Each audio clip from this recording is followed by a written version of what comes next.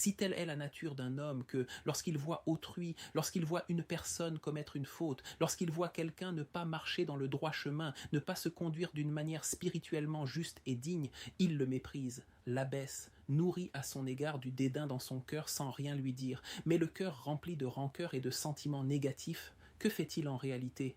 Il humilie cet homme dans son fort intérieur. Mais qui humilie-t-il principalement? Le mauvais penchant qui réside en cet homme. Pourquoi méprises-tu cette personne? Parce qu'elle a succombé à son mauvais penchant. Ainsi, en rabaissant celui qui est tombé sous l'emprise du mauvais penchant, c'est ce mauvais penchant lui-même que tu abaisses. De la même manière que lorsque l'on humilie un sujet d'un royaume, un citoyen d'un pays, c'est en vérité le royaume lui-même que l'on humilie, ainsi en est-il de celui qui s'est laissé dominer par le mauvais penchant. L'abaisser, c'est porter atteinte à la réalité qu'il représente. Tout homme représente quelque chose, tout homme porte en lui une dimension qui le dépasse. Lorsqu'on honore celui qui s'est soumis à quelque chose de noble, on élève la réalité à laquelle il s'est rattaché.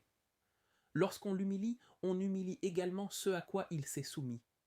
Nous, peuple d'Israël, avons la mitzvah d'honorer chaque juif. Pourquoi existe-t-il une telle mitzvah?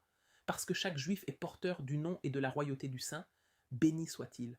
Ainsi, lorsque l'on honore un autre juif, c'est en réalité le saint, béni soit-il, que l'on honore.